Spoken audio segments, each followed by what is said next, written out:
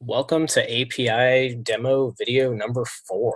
I can't believe that we're already on 4 already. So in the last video, just to recap, we created a package.json file with npm, and we created some of the top level folders that we need. So in this video, I am going to be going through some of the packages that we need to add to our project in order to be able to build. I know that you're anxious to get to building, and so am I. So npm we used in the last video to create this package.json file, but npm is also how we run our project and how we add packages to our project. So I'm going to use the npm command and say npm install, and now we need some packages. So I'm going to go through what each of these does in a little bit, but we're going to start with npm install express. Express allows us to much more easily set up a server, and it allows us to create routes and essentially creates the connection between our project on our server. And I know that the word server can sound intimidating, but right now your machine is a server. It is going to be the connection between you and the browser. So we're going to npm install express, and you'll see, depending on how fast your internet connection is, it will install this package. And now if I go to the package.json, you'll notice that this new thing called dependencies has been added, and Express is there.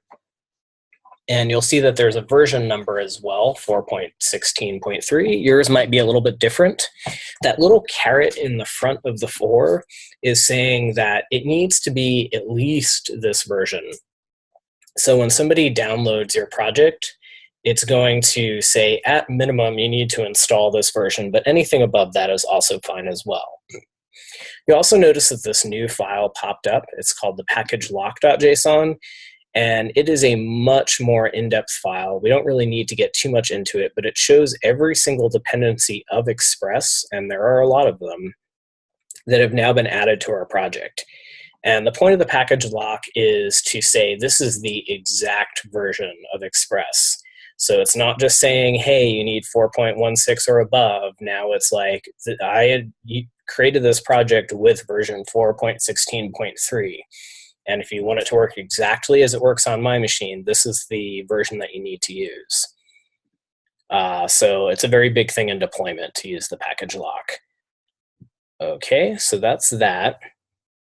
And I want to add a couple of other packages right off the bat as well that I know that we're going to need for testing.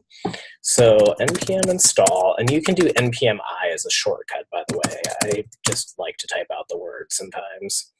So npm install mocha. And now if you want to do more than one package at a time, you can just add a space, chai-http.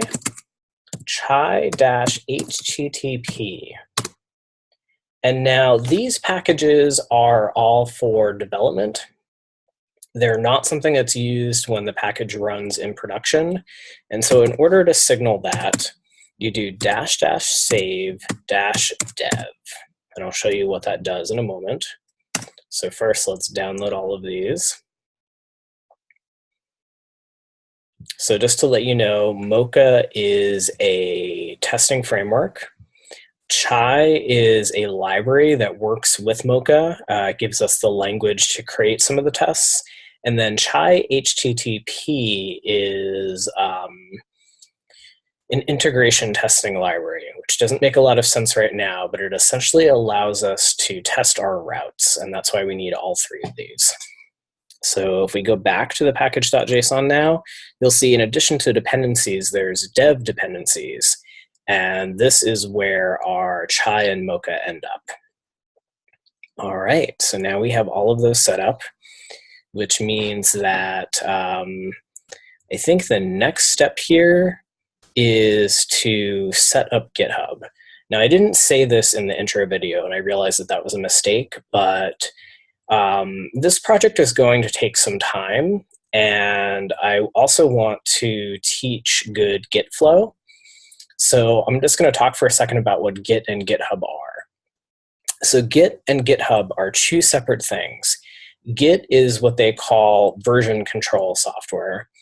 And what that means is that it allows you to go back and forth in time with the code that you create on your machine. So you can have several different versions. You can work on different branches and have your code look two different ways depending on what branch you're on. And the most important thing to understand about Git that I didn't understand when I first started working with it is that it actually changes the files in your project on your machine. So it's something to be used with care, but I also don't want you to be intimidated by it because it has a lot of, as long as you don't get into some of the trickier commands, it has a lot of fail-safes to keep your work safe. And the beautiful thing about Git, and particularly using it with GitHub, is that it keeps all of your files in a remote location. So you can go back and access what you've done in the past. And it also allows you to share. So at GitHub, and there are a few other sites too, like GitLab and Bitbucket, what they allow you to do is to post your local Git repositories onto the cloud. And at that point, you can share, you can collaborate, other people can clone your projects and work with them on their own machines and be able to make changes. And it's really just an amazing tool that a lot of big companies use as well in order to be able to synchronize their teams. So if you don't have an account on GitHub already, I'd recommend that you go and get one. And in the next video, we're going to go over getting this particular project up on GitHub so that you can start making commits.